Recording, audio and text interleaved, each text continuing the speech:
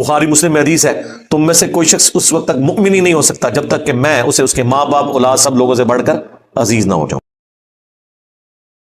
बहरहाल ये 5 अहदीस पब्लिक में मशहूर हैं, 5 की 5 ज़ईफ हैं। सुन लीजिए, पहली हदीस जामिया तिर्मिज़ी और सुनन इब्न माजा से है, मिशकात में है 1299, बड़ी मशहूर हदीस है। अम्मा आयशा रज़ियल्लाहु ताला अन्हा कहती हैं, आप सल्लल्लाहु अलैहि वसल्लम को मैंने एक रात बिस्तर पे नहीं पाया, तो मैं आपको ढूंढते हुए निकली, तो आप सल्लल्लाहु अलैहि वसल्लम बकी गरकत तशरीफ ले गए थे, बकी कब्रिस्तान में, और आप सल्लल्लाहु अलैहि वसल्लम ने वहां पर यानी दुआ फरमाई। और अम्मा आयशा कहती हैं कि मैं आप सल्लल्लाहु अलैहि वसल्लम से पहले ही वापस आ गई, तो आप सल्लल्लाहु अलैहि वसल्लम ने मुझसे मुखातिब होकर फरमाया कि क्या तुमने ये गुमान किया था कि अल्लाह और उसका रसूल तुमसे खयानत करेंगे? यानी सांस फूला हुआ था तो आपको पता चल गया कि ये मेरे पीछे आई थी, यानी मुराद ये कि तुम ये समझी कि मैं किसी और ज़ौजा के पास चली गई। और वही अम्मा आयशा ने कहा कि हाँ मैं यही समझी थी। तो आपने फरमाया ये बेशक निस शाबान की रात है, यानी 15वीं रात है शाबान की, 14 और 15 की दरमियानी रात। इस रात अल्लाह ताला आसमान दुनिया पर नुज़ूल फरमाता है जैसा कि उसकी शान के लायक है, और बनी कल्ब की बकरियों के बालों से भी ज्यादा लोगों की मगफिरत कर देता है। लेकिन यह रवायत है ज़ईफ। डॉक्टर तारुल कादरी साहब ये रवायत पढ़ते पढ़ते ठटक गए, क्योंकि उसके आगे लिखा था इमाम तिर्मिज़ी ने कि रवायती जाली है।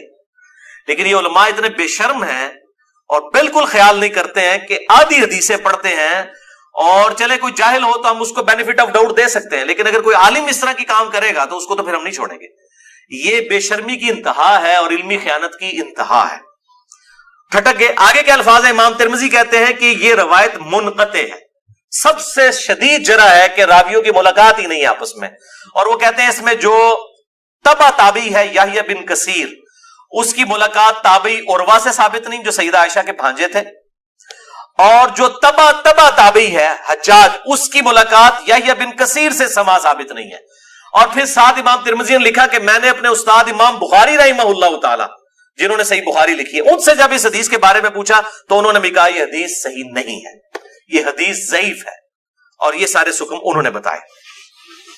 अलबत्ता एक हदीस है सही मुस्लिम में 2256, जिसमें रात का तो जिक्र नहीं कि ये कौन सी थी, बहरहाल ये अल्फाज मौजूद है सही मुस्लिम 2256 कि आप सल्लल्लाहु अलैहि वसल्लम एक दफा रात को उठ के कब्रिस्तान बकी गरकत चले गए, 3 दफा यूं हाथ उठाकर आपने दुआ की, बड़ी लंबी दुआ की। अम्मा आयशा भी पीछे पहुंची, और फिर बाद में पहले ही वो आगे अपने बिस्तरे पे सांस फूला हुआ था, आपने फरमाया कि तू मेरे पीछे आई थी, तूने क्या समझा अल्लाह और उसका रसूल खयानत करेंगे? सेम वही अल्फाज है।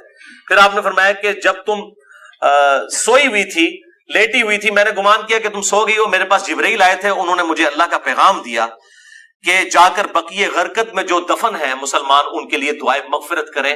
तो मैं उनकी दुआए मगफिरत के लिए बकी गरकत कब्रिस्तान में है, और 3 दफा हाथ उठा के दुआ की। इससे यह भी बात पता चली कि बाज जो सलफी उलमा का यह मौकिफ है कि कब्र के सामने हाथ उठा के दुआ नहीं कर सकते, वो बिल्कुल बातिल है। कब्र के सामने हाथ उठा के दुआ कर सकते हैं, और उसमें यह नहीं है कि वो कब्र वाले से मांग रहे हैं, वो आप अल्लाह ही से मांग रहे हैं। नबी सल्लल्लाहु अलैहि वसल्लम ने बकी गरकत कब्रिस्तान में 3 दफा हाथ उठा के दुआ की, सही मुस्लिम 2256। बल्कि अल मुस्तदरक लिल हाकिम में मौजूद है कि तुम्हारा रब हया फरमाता है उस शख्स से जो हाथ उठा के दुआ करे कि उसे महरूम लुटाए।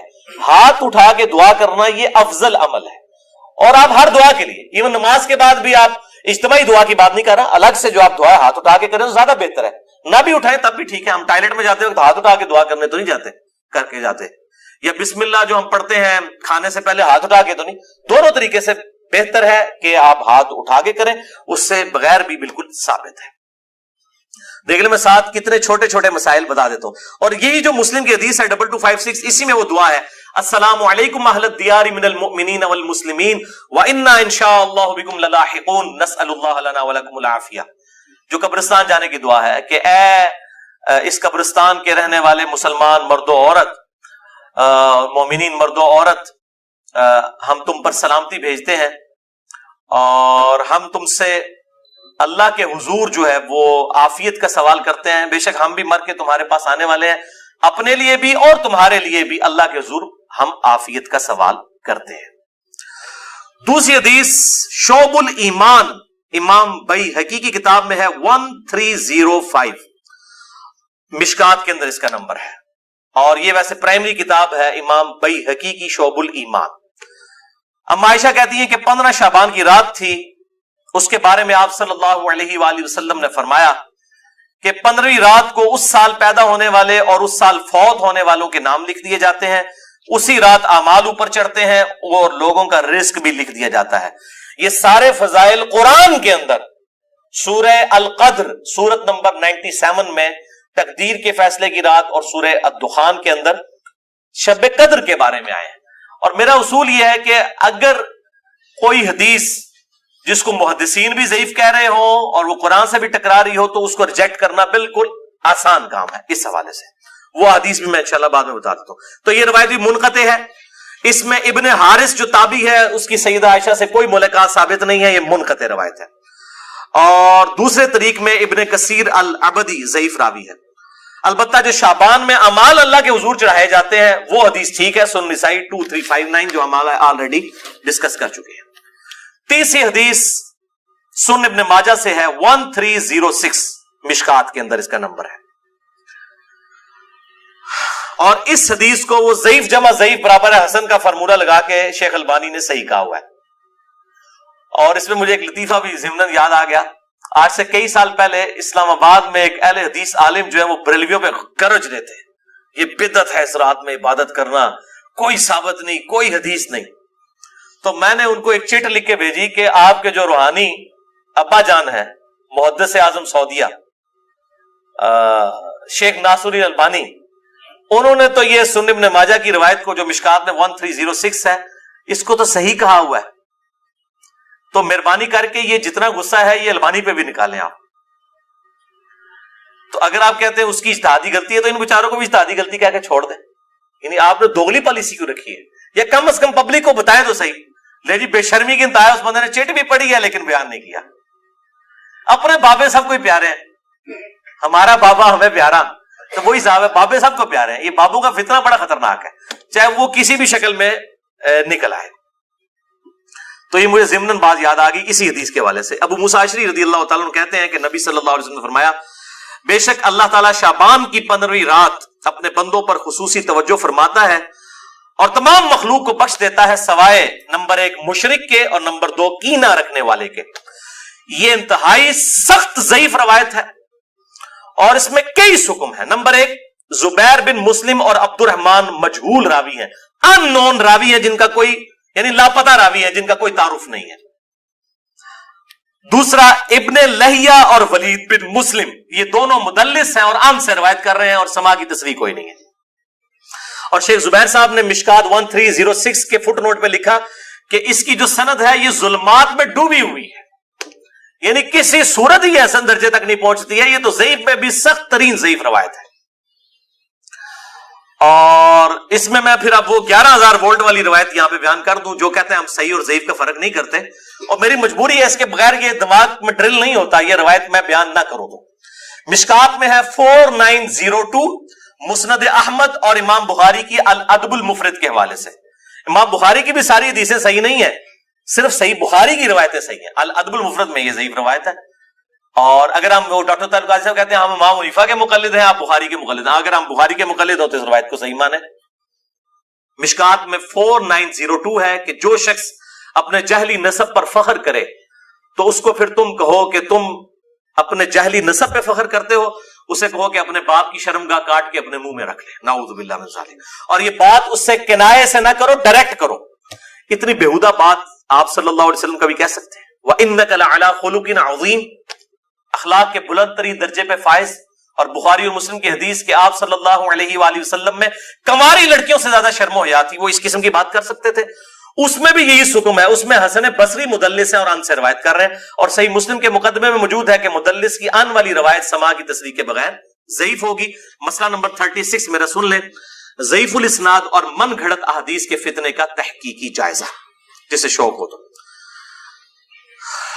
تو یہ میں نے الزامی جواب پھکی کے طور پہ یہ اینٹی وینم دیا تھا, یہ والی روایت.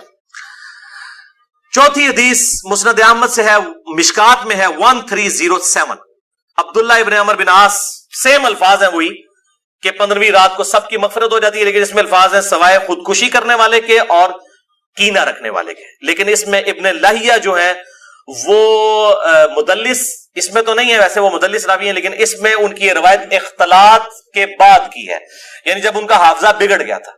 یہ امام حاکم نے المستدرک الحاکم میں کئی روایتوں کو بخاری مسلم کی شرط پہ صحیح کہا ہے، اور بات بھی صحیح ہے کہ بخاری اور مسلم کے راویوں سے وہ حدیثیں ہیں، لیکن ان میں کئی راوی ایسے ہیں، کئی صحابہ بھی ایسے ہیں کہ وفات سے پہلے وہ اپنی حدیثوں کو مکس کر جاتے تھے، حافظہ کمزور پڑ گیا۔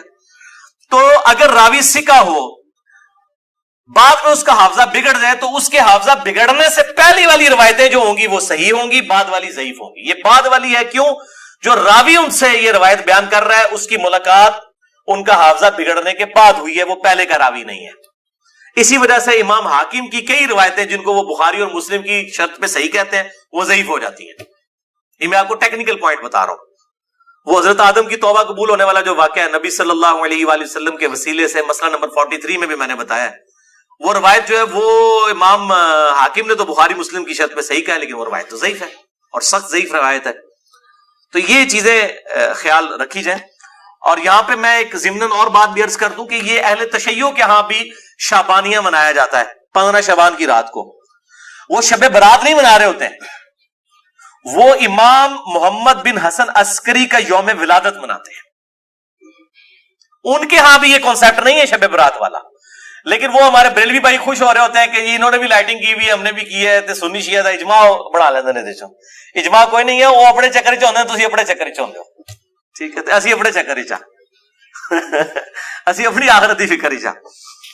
تو وہ امام محمد بن حسن عسکری کا یوم ولادت۔ 5ویں حدیث سنن ابن ماجہ سے ہے، مشکات میں 1308، مولا علی رضی اللہ تعالیٰ عنہ علیہ السلام سے ہے کہ جب شعبان کی 15ویں رات ہو تو آپ صلی اللہ علیہ وسلم نے فرمایا دن کا قیام کرو، رات کا قیام کرو، دن کا روزہ رکھو۔ اب دن کا روزہ الگ سے صحیح مسلم وہ 27 جو 45 نمبر حدیث تھی اس سے ثابت ہے، اس کی وجہ سے میں نہیں، وہ الگ سے، کیونکہ غروب آفتاب سے طلوع فجر تک آسمان دنیا پر اللہ تعالی نزول فرماتا ہے اور کہتا ہے کوئی مغفرت کا طالب کہ میں اسے بخش دوں، ہے کوئی رزق مانگنے والا کہ میں اسے عطا کروں، ہے کوئی عافیت چاہنے والا کہ اسے عافیت دوں، اور یہ سلسلہ طلوع فجر تک حتی مطلع الفجر، وہ جو سورہ قدر میں شب قدر کے بارے میں آتا ہے، یہ وہی الفاظ ہے، یہ روزانہ ہوتا ہے، تہائی رات آخری جب رہ جاتی ہے، بخاری مسلم کے حوالے سے میں حدیث بیان کر چکا ہوں۔ تو 15 شعبان کا روزہ جو ہے وہ معاملہ بالکل الگ ہے۔ اس حوالے سے اور کئی روایتیں ہیں، شیخ زبیر الزئی رحمہ اللہ تعالیٰ نے ایک پورا مضمون لکھا تھا جو مقالات کی پہلی جلد کے اندر وہ مضمون موجود ہے، جسے شوق ہے تو وہ پڑھ سکتا ہے، 14-15 صفحوں کا مضمون ہے جس میں انہوں نے یہ ساری بحثیں اس کی ضعیف روایتوں کے حوالے سے کی ہیں، اور انہوں نے ہی ایک صحیح قول بھی ایک تابعی کا لکھا، لیکن چونکہ تابعی کا قول مقطوع ہوتا ہے اور تابعی اگر کوئی غیب کی بات کرے گا تو وہ ضروری نہیں کسی صحابی سے سنی ہو، وہ کسی دوسرے تابعی سے بھی سن سکتا ہے۔ صحابی کی غیبی خبر جو ہے نا بیان کی ہوئی وہ امپلائڈ ہے کہ نبی صلی اللہ علیہ وآلہ وسلم سے سنی ہے۔ صحابی کی جو مرسل ہے وہ ایکسیپٹیبل ہے، اسے ہم موقوف روایت کہتے ہیں، تابعی کی مرسل ایکسیپٹیبل نہیں، اس کو ہم مقطوع کہتے ہیں، یہ غیبی خبر سے متعلق ہے، لیکن یہ تابعی تک قول ثابت ہے۔ اس کا مطلب یہ ہوا کہ اس زمانے میں بھی یہ مسئلہ موجود تھا۔ مکحول تابعی ہیں شام کے، یہ مشہور تابعی ہیں، اور ان کے بارے میں مشہور ہے کہ اکثر مرسل روایتیں چھوٹے ہوئے واسطوں والی بیان کرتے تھے۔ شعب الایمان امام بیہقی کی کتاب میں انٹرنیشنل نمبر کے مطابق 3671 نمبر یہ روایت ہے، وہ کہتے ہیں کہ 15ویں شعبان کو اللہ تعالیٰ زمین والوں کی طرف متوجہ ہوتا ہے، 15ویں شعبان کی رات کو، اور کافر اور کینہ رکھنے والے کے سوا سب کو بخش دیتا ہے۔ اب یہ روایتیں اتنی زیادہ ہیں کہ اس کی وجہ سے بعض اہل حدیث علماء کا بھی یہ موقف ہے کہ کچھ نہ کچھ اس کی اصل موجود ہے، اکثر تو نہیں مانتے لیکن کچھ اہل حدیث علماء بھی مانتے ہیں، اور جو بند بریلوی تو ویسے ہی مانتے ہیں۔ اور میرا موقف شروع سے جو تھا وہی ہے کہ میں ہمیشہ فتویٰ نہیں لگاتا، خود کرتا نہیں ہوں، کسی پہ فتویٰ نہیں لگاتا۔ میرا مسئلہ نمبر 44 پرانا بھی سن لیں اور اب یہ نیا بھی آج ریکارڈ ہو رہا ہے، میرا موقف وہی تھا 5 سال پہلے بھی، اور باقی میں خود کیوں نہیں کرتا، جب تک کوئی چیز اتھینٹیکیٹ نہ ہو جائے تو نہیں کرنی چاہیے۔ یہ اکثر کہتے ہیں نیکی کا کام ہے، خیر ہے کرنے دو جی، لوگ سال کے بعد اگر کوئی نکلی ہے عبادت کے لیے، تو میرے بھائی سال کے بعد لوگ عید کی نماز کے لیے نکلتے ہیں، تو آپ عید کی اذان کیوں نہیں دیتے ہیں لوگوں کو بلانے کے لیے؟ نہیں جی ثابت نہیں ہے، تو کیا ثابت نہ ہوئی تو کیا ہوا، گناہ کا کام تو نہیں ہے، دے دیا کریں اذان۔ سال بعد لوگوں نے عید پڑھنے کے لیے نکلنا ہوتا ہے، ایپا کیجئے، الزامی جواب، اینٹی وینم، لاجیکل آنسر۔ تو کہیں گے نہیں جی ثابت نہیں. بھئی آپ کا تو فارمولا تھا ثابت ہو یا نہ ہو، نیکی کا کام ہے تو کر لیں. تو عید کی اذان دے دیں، جنازے کی اذان دے دیں. کیوں نہیں دیتے؟ کہتے ہیں جی نبی صلی اللہ علیہ وآلہ وسلم سے ثابت نہیں. ہم بھی یہی کہہ رہے ہیں. اور پھر اس حدیث کو بھی یاد کر لیں جو صحیح مسلم میں 2684 اور مشکات میں 2052 ہے کہ آپ صلی اللہ علیہ وآلہ وسلم نے جمعے کے دن کو اور جمعے کی رات یعنی شب جمعہ کو قیام کے لیے مخصوص کر لینا، یعنی میں نے صرف یہ اسی میں ہی قیام کرنا ہے، اس سے منع فرمایا ہے. اور الا یہ کہ کسی کے روزے پہلے سے چلتے آ رہے ہوں یا کوئی پرٹیکولر روزہ آ جائے، جس طرح 10 محرم کا روزہ آ گیا یا یوم عرفہ کا، وہ رکھ سکتا ہے، اس کے علاوہ نہیں. اور بیسیکلی مقصد تھا مخالفت یہود و نصارہ کی. یہودیوں نے ہفتے کے دن کو مخصوص کیا اور عیسائیوں نے اتوار کو، تو کہیں مسلمان جمعہ ہی نہ پھاڑ لین خالی. اور پھر بھی مسلمان باز نہیں ہے، انہوں نے جمعہ پھاڑ لیا ہے، خیال انہوں نے پھر بھی کوئی نہیں کیا. وَلِعَاذُ بِاللَّهِ تَعَالَى.